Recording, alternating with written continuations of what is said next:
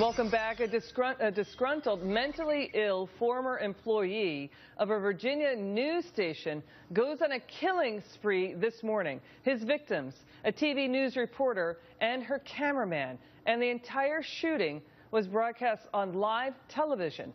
So what kind of a disturbing mindset must someone be in to commit such a horrific act with his camera, too? He recorded it. Social media expert Kristen Ruby and former NYPD detective, the very famous Bo Dietl, I have to say, because, you know, you're on a lot of shows, I see you. Let's get back to this story. This killer, and it's a horrific act, and our hearts go out to the victims and their families.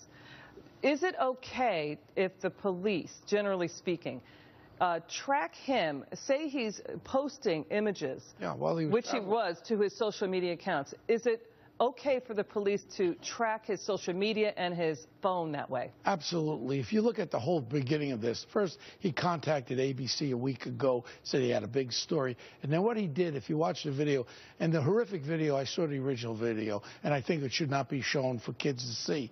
And we had the gun out, he's waving around, and then after he does this horrific deed of killing these two people and shooting that other person, now he's on his way in his car. He's setting these things out. You can see the time sequence. He's sending these things out to from Facebook, his phone, from his car. his Twitter, and all that. In reality, at that point, when you have a murder like this, the police or FBI should have the right to get that information immediately from Google or whatever mobile application he has. We should be able to have that right when you're dealing with terrorism, murder, something like this. Then privacy takes a second step as far as I'm concerned. Krista, what do you think? I mean, I think what's most interesting here, I definitely agree with what Bo just said. I think if you look at the correlation here between criminal pathology and technology, right, and how before just killing someone, it's become that it's not enough anymore. You have to broadcast it. You have to.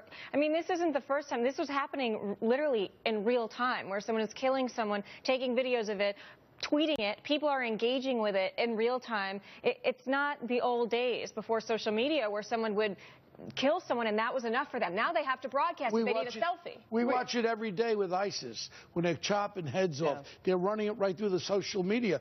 That is their destruction. That is what everyone is seeing around the world. Now we just it's not just killing. What else? What's the pathology behind it, Kristen? I mean, it's not that it's just killing. There's also, you know, I mean, they're real sociopaths mixed with the narcissism of social media, right? So it's not.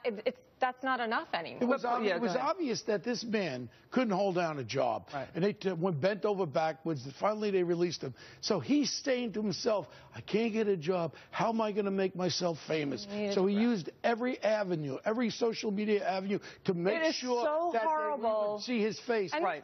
Not only did the families lose their loved ones in such a horrible, disgusting way, but now they have to see this guy posting it to social media. But here's the question.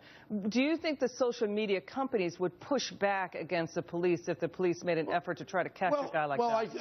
I think, honestly, in the Congress, what we should be debating in Congress and getting laws passed, when you have the incident of something horrific or something about to happen, terrorists and all that, you should have full cooperation. You should have it, but social media is saying, listen, we are our own companies. We are about, you know, free speech and privacy. What do you think of that? They were good today. I mean, a lot of them took it down.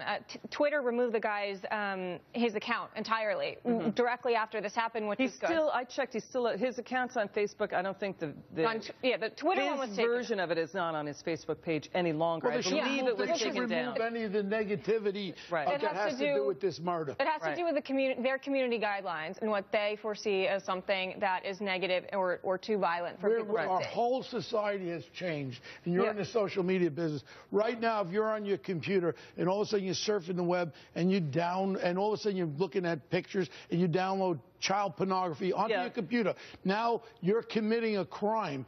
Once that that's up, that you're committing a crime. Your computer, and all of a sudden, if your probation guy or your parole officer comes in, oh, I didn't know, you're a felon now by downloading any kind of child pornography. You know, we've quoted Margaret Thatcher so many times, it bears repeating again, that killers and terrorists need the oxygen of publicity. That's what they thrive on. That's what they live for. You have to stop retweeting. And you have to to stop it. She said, stop it. Stop Enough. favoring it. Stop favoring it. That's right. Stop sharing Cut it off. And it's really important, and it's a whole other aspect of this ongoing debate, which is the people that are actually favoring this stuff. When a killer posts something like he did today, you favorite it, you retweet it, you like it. Stop the trolls, stop the abusiveness. You make it worse. Shut it down. And the police are watching. You know what we should do? We should have some sort of a bill passed. We shouldn't show a picture of this creep. We shouldn't use his name. We should not give him the publicity that he wants. All you're doing is putting him up high, and now he's talking about, well, Charleston, he's bringing out Columbine.